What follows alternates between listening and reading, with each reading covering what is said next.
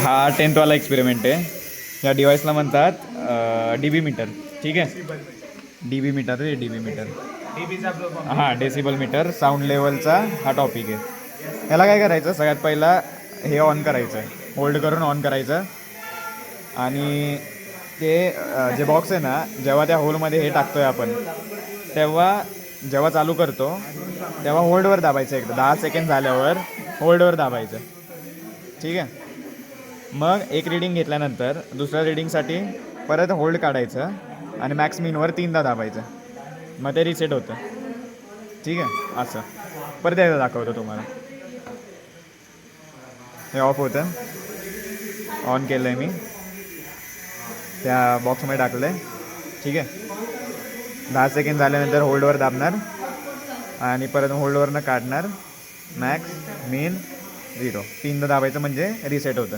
ठीक आहे, आता एकदा करून दाखवतो.